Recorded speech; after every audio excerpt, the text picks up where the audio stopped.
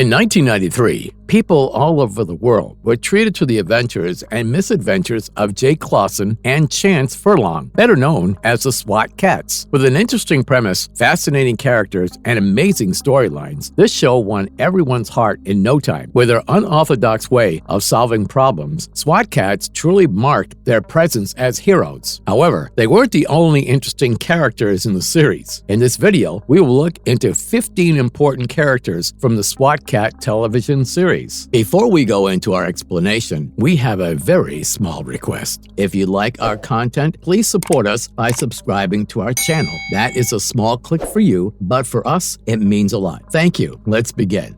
Hey, whoa! I'm the good guy, remember?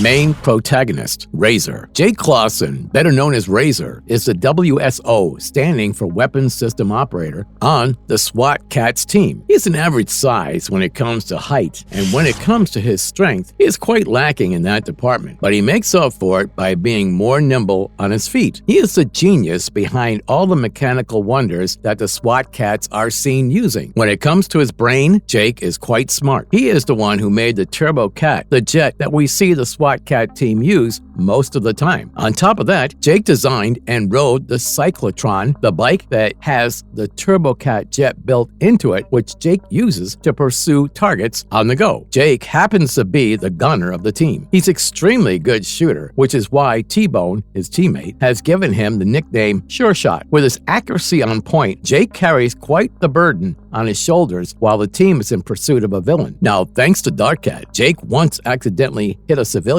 at one point, which made him question his abilities. However, after regaining his confidence, Jake now always carries that burden of accidentally hitting someone, which makes him cautious in the future endeavors. Overall, Jake is very athletic, faithful, self-assured, and very brave. With Barry Gordon's amazing voice acting, we can always feel Jake's emotions as he goes through his emotional turmoils throughout the adventures of SWAT Cats.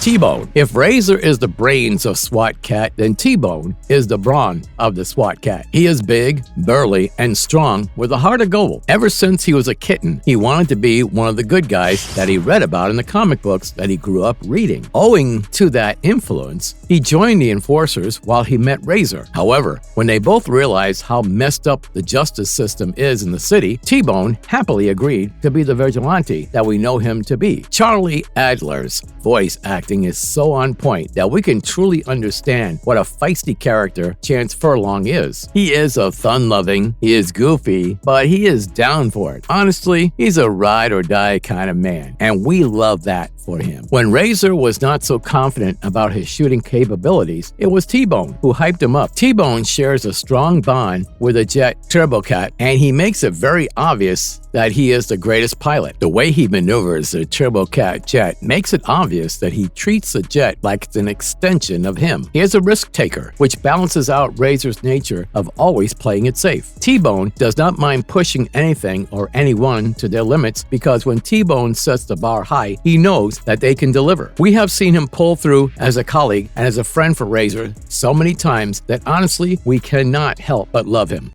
Main villains, Dark Cat. The one villain who repeatedly comes back into the lives of the SWAT Cats is the Dark Cat. He is basically kind of like Thanos of the universe with his purple enormous body. He looks more like a demon-alien hybrid and less like a cat like everybody else does. Voiced by the late Brock Peters, not much is known about this villain. There is an assumption that he may have been a scientist or a tactician who came across something one day that led to his mind being so warped. However, there is one thing that is obvious about him, which is that Dark Cat has a massive ego and hates laws. He wants to break down Mega Cat City and turn it into Dark Cat City, where lawlessness is the law of the land. He is evil, he is self-centered, he is willing to employ any means to get whatever he wants, and he's willing to destroy as many people as needed to achieve his goal. Overall, he is a very dangerous criminal. The SWAT Cats definitely share a history with him because it was the run-in and failure to capture unscrupulous villain that led to the SWAT cats being kicked out of enforcers and ending up as the mechanics come vigilantes that we know and love. As if all of this was not enough, Darkkat is able to control gargoyle-like creatures known as the creeplings, and we do not know how he ended up gaining control over them, but that does not stop him from using them to terrorize the city. Everybody in the whole Metallikat city, villains and heroes alike, is afraid of him, and rightfully so.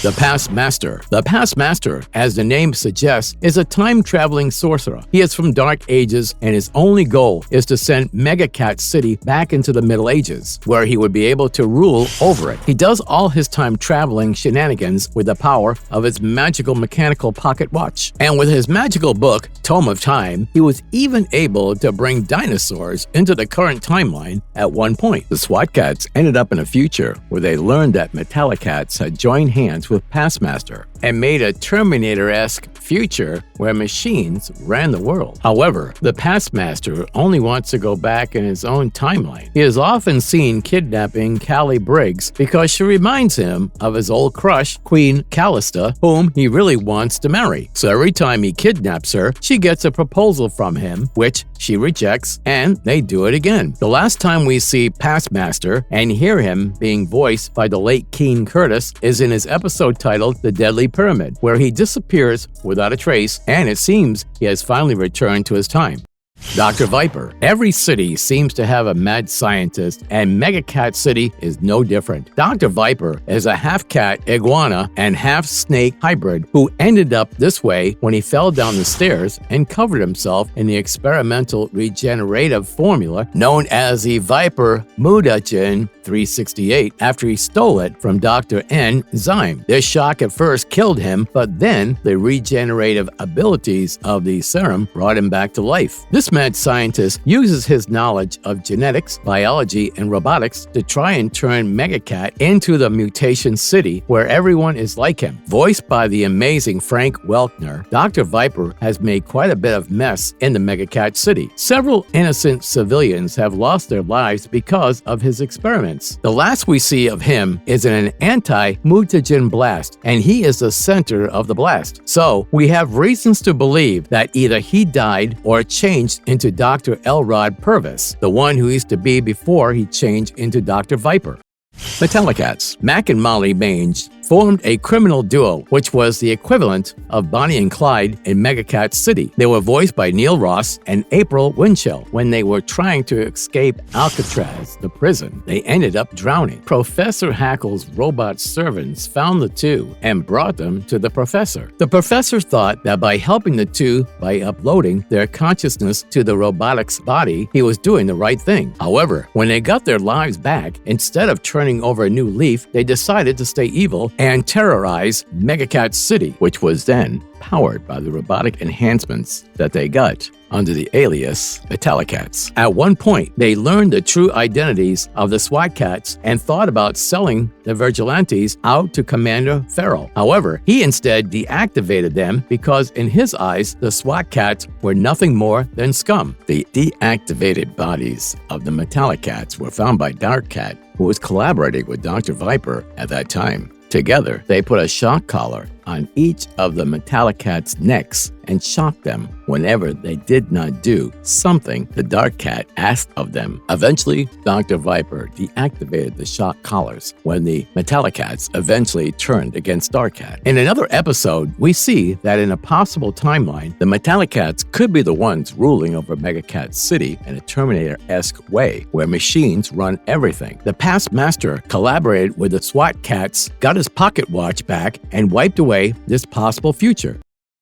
Hard Drive. As his name suggests, Hard Drive is a computer nerd who uses his abilities incorrectly. There is no machine in his vicinity that the hard drive cannot hack into. Thanks to his invention, Surge Coat, he can get into any machine and control it to his heart's pleasure. We hear about his name when he ends up hacking into the ATMs for identity theft. But he does not stop there. As the story progresses, we see Hard Drive come back, and under the command of Darkkat, he takes control of Turbo Cat and destroys a couple of buildings in the hopes of painting the SWAT cats in a negative light. While their plan works for a short time, soon enough, he is captured by the SWAT cats. The reoccurring villain is voiced by Rob Paulson, and his second appearance, he takes control of the Behemoth tank, which is a new machine in the care of the Enforcers. The SWAT cats were able to defeat him by shorting out his connection to the tank, leaving him helpless in the hands of the Enforcers. In his last appearance, using an anti-weapons scrambler that he stole from Puma Dwayne, Hard Drive was able to disable the choppers that Enforcers had sent after him. He also disabled the Turbo Cat and continued with a hijacking of train filled with gold. Razor basically used his ingenuity to defeat Hard Drive by outsmarting him.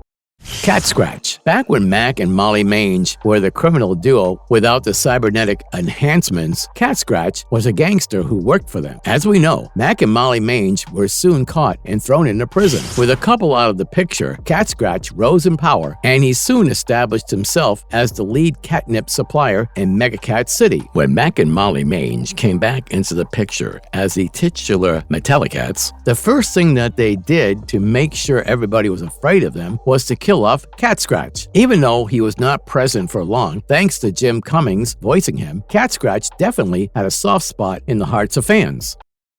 Morbulus. Jim Cummings voiced another character in the SWAT Cats universe. It was the evil pilot with a 360-degree view called Morbulus. He had eyes in the back of his head, which made it very difficult for anyone to get a jump on him. Eventually, the SWAT Cats used a cookie-cutter missile to cut him out of his plane. Then, using the Sky Claw, they dumped the evil pilot who was destroying all the oil refineries in the Megacat City Bay. However, when the Enforcers came to pick up the villain, Morbulus was nowhere to be seen. Turns out in his skivvies, this villain had escaped. He was in the drain pipes where he came across Dr. Viper. Dr. Viper took him back to his lab, and Morbulus offered to steal the Catalyst 99 for him. So Dr. Viper gave him a new strain of bacteria he had developed, turning Morbulus into a hulking purple bacteria blob who divided whenever he was hit. This made Morbulus difficult to beat. However, eventually, the SWAT Cats defeated him using electricity. How about trying it again for higher stakes? Madkat. Madkat used to be a jester, but his emotions were not always so happy-go-lucky. When he was replaced in the court, he took revenge on the jester who replaced him. This led to the king, queen, and knight capturing Madkat and putting his jester in the jack-in-the-box. Years later, Lenny Ringtail, who was a brilliant comedian who had lost his mind, came across that jack-in-the-box and ended up fusing with the spirit of Madkat. He ended up with the ability to warp reality, which made him quite the unstoppable force. However, he had one weakness, which was the small balls at the end of his jester's cap. Once fused together, they wanted to take revenge on whoever symbolized the people who had imprisoned Madkat in the first place. T-Bone ended up hitting that weak spot, destroying Madkat completely. Ringtail's career and sanity came back when Commander Farrell knocked him out. He was voiced by Roddy McDowell, and there is an assumption that Madkat is loosely based on real-life comedians Jay Leno and Lenny Bruce.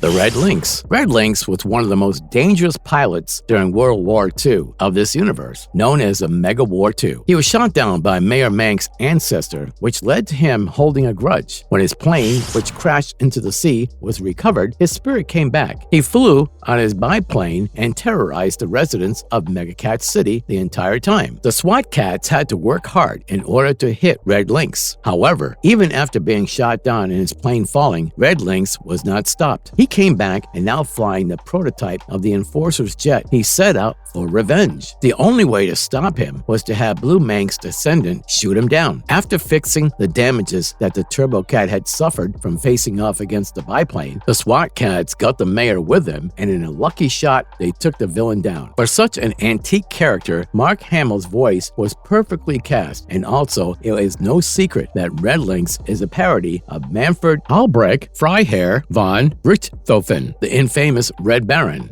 Attention, citizens of Megacat City.